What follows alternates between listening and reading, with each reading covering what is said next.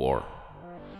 Research proves that when given the option to, mankind will almost always choose to nuke France. And I actually did it. This was no easy task. It would require exploiting the oil trade, investing into the R&D department, several military incursions into Australia, and bomb. Not only that, but we would also have to deal with attacks from random tribal people, war casualties, many roadside accidents, and shit like this.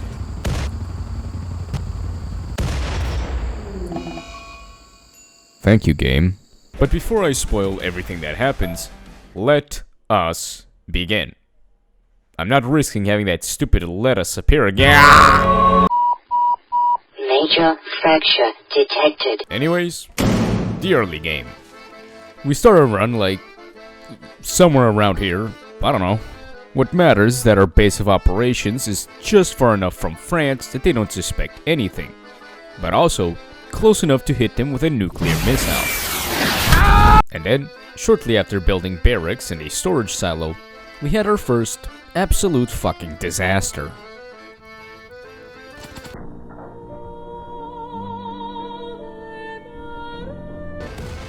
And then, it got worse. Fuck. What you saw right there is known as the metaphorical shit hitting the metaphorical fan. Needless to say, we restarted. This time around I had 10 identical mercenaries, all with the same skills, passions, and traits. Something that would later prove to be both a blessing and a curse. Anyways, within only a few days we set up the basic survival structures, such as barracks and storage. We made ourselves a rice field, and then we started making concrete. Concrete is absolutely essential for our plans. It's cheap, reliable, fireproof, resistant to damage,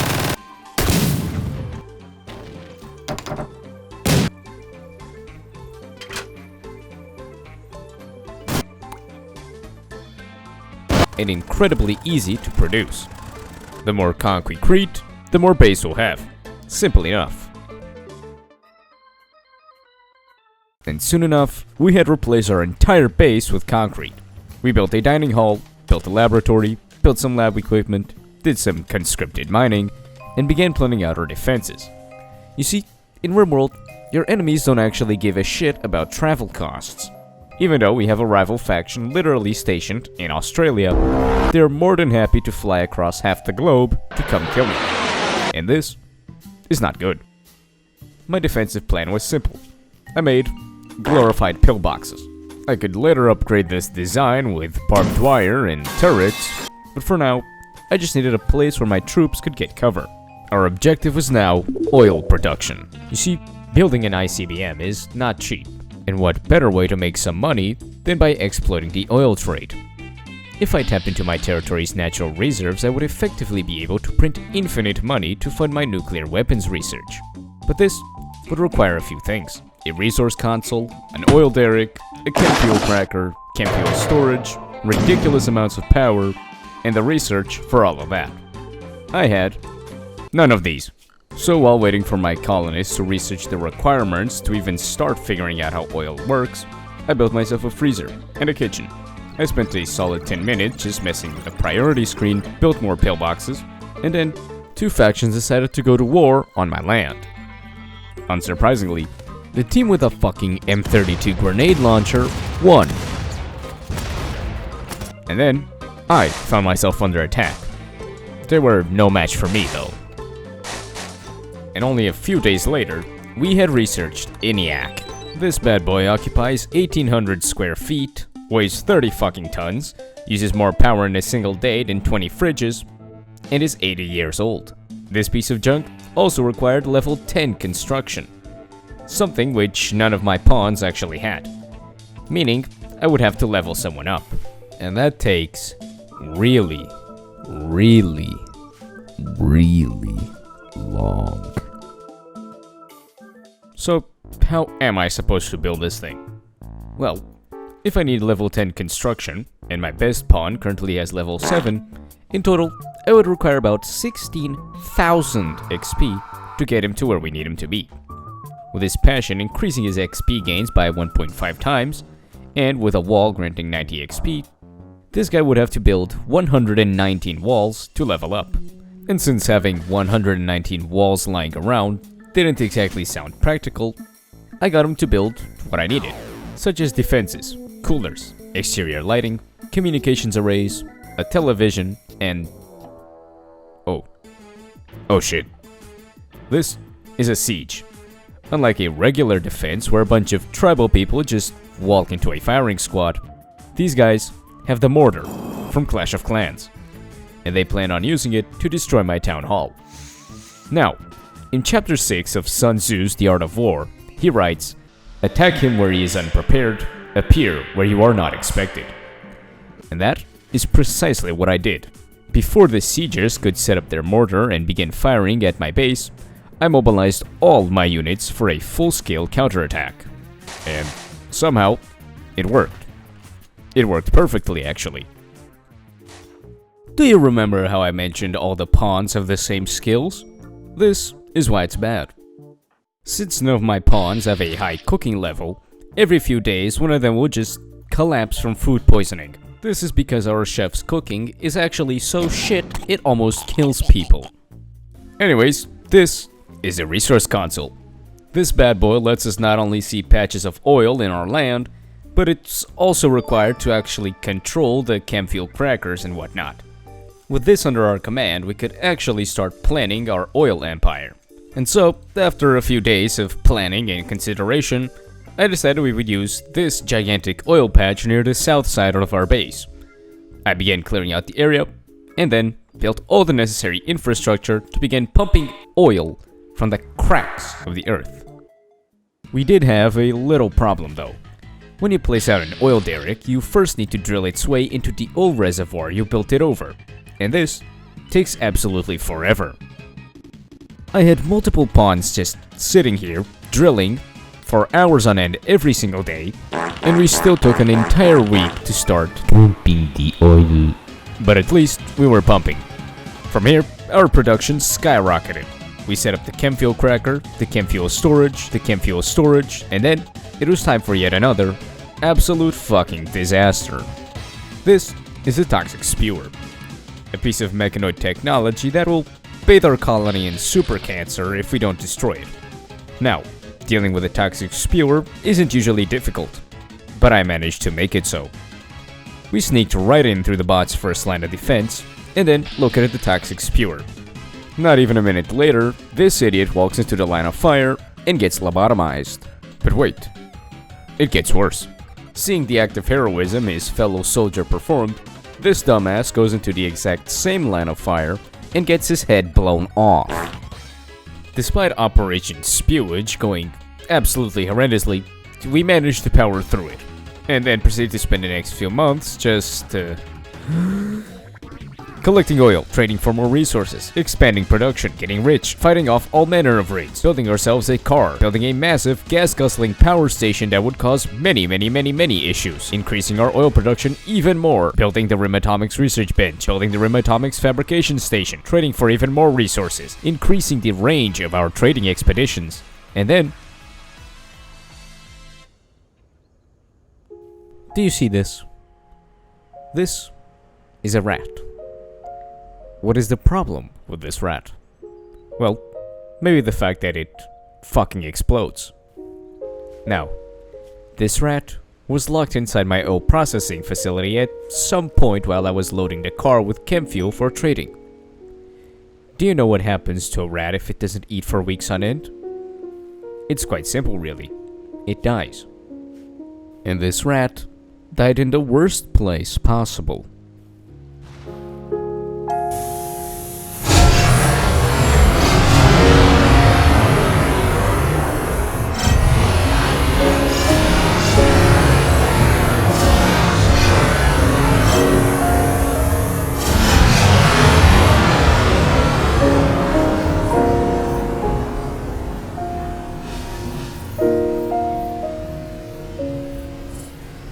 And so, within 20 seconds, months worth of construction and research work, thousands of dollars, 16,000 watts of power generation and my main source of funding were all blown to shit by a singular rat. And I was completely powerless to do anything about it. I stood there and watched as my life's work burned because of a rat.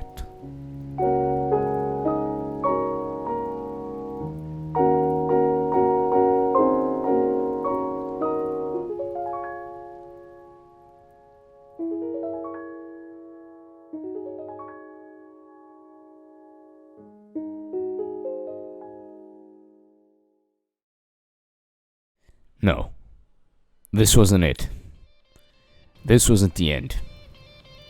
It couldn't be the end. I knew my mission, and I had to go through with it. The Frenchman just couldn't keep getting away with it. I know where this rat came from.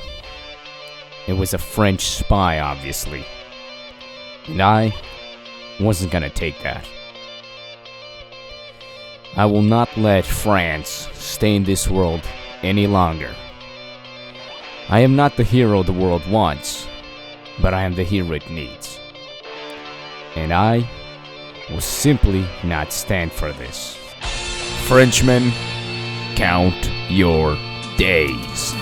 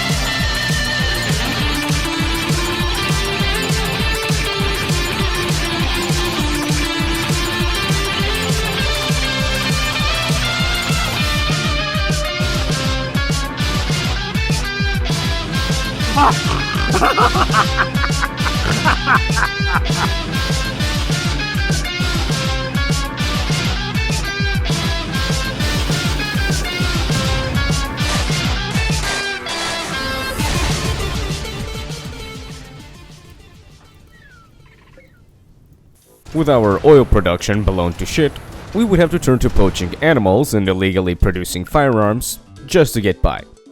This brought us just enough funding to buy ourselves a research reactor, the key to all things atomic. And after finishing the research reactor's research, I went on to research the Liberator, an all-in-one, self-contained ICBM launcher, storage, and fabricator. While not terribly expensive to construct, the actual pieces of the missile itself require a few rare resources and a lot of components. So, while my pawns work their ass off building a missile, why don't we take this opportunity to learn how it works? An intercontinental ballistic missile is comprised of three main sections: thrust, rod, and blow. Starting from the bottom, you have the engine. This is what makes our bomb go up, a crucial step in nuking your enemies. Being a rocket engine, this piece of junk will pump fuel and oxidizer from their respective tanks into the combustion chamber. They then ignite and create an extremely high temperature, high pressure gas, which is then jettisoned out the missile's ass. This generates an incredible amount of thrust. The middle part of this phallic fear generator is the fuselage. This is where everything is held together and securely stored. This part includes all the missile structural components, the fuel and oxidizer tanks, wiring, communication systems, staging mechanisms, thermal protection, and more. While it isn't the most mechanically complex part of the rocket, this shaft of mutually assured destruction is what's holding the guidance systems, so if you don't want it to land on you, maybe include one. And finally, at the very tip of the shaft, we have the warhead. Besides having an incredibly badass name, the warhead is the actually important part. Our warhead uses a plutonium-239 based core, making it an implosion bomb. These are made up of 6 main components. The fissile core, also known as the super ball of fuck you. This is a sphere of fissile material, and in its initial state, it won't do anything special. It's what it does when combined with the other components of the warhead that makes it a danger. Around this bad boy are the explosive lenses. These are just normal explosives, but they have been meticulously crafted into a geometric pattern that will generate a perfectly symmetrical inward shockwave at the time of detonation. And in the center of the core is this thing, known as a neutron initiator. Its only job is to release neutrons at the exact moment the core goes supercritical. When we compress beryllium into polonium-210, they mix, resulting in the polonium's alpha particles interacting with the beryllium and releasing neutrons. Surrounding both the core and the explosive lenses are the tamper and reflector. These are made of really dense materials, and their primary objective is to reflect neutrons back into the shitstorm going down in the core, while also slightly delaying the detonation time, which in this case allows for our chain reaction to go on just ever so slightly longer and increases the power of our blast. And finally, there's the air gap. It may not seem important, but it ensures the shockwave from the explosives is transferred to the core in uniform fashion. This prevents the core from fizzling and makes our bomb more effective. And now for the fun part, what happens when we hit? First off, the explosive lenses will be detonated simultaneously around the core. This will generate an inwards blast that travels incredibly fast. This will compress our core to about 2 or 3 times its original density, making it go supercritical. Upon reaching maximum compression, the neutron initiator will begin releasing neutrons. These will then trigger a chain reaction by colliding with the nuclei of our fissile material, causing these to split in a process known as nuclear fission. Each of these fission events will then produce not only energy, but also more neutrons. These neutrons can then trigger more fission events, causing an exponentially growing chain reaction, which, within microseconds, has already produced more energy than an entire small country uses over a year. And would you look at that? We accumulated $24,000, which is just about enough to go into AliExpress and buy a warhead. So with all the components necessary to make a nuke and a nuke launcher, we built a nuke. And now, it was time to end this.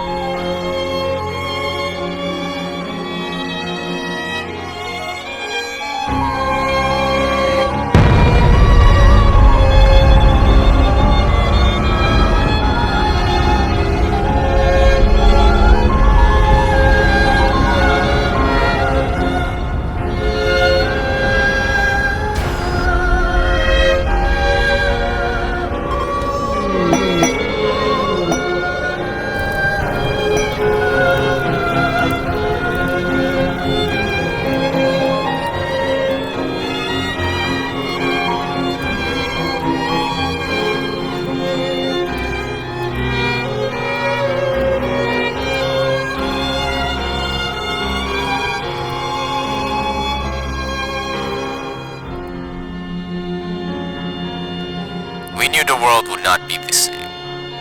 A few people laughed, a few people cried. Most people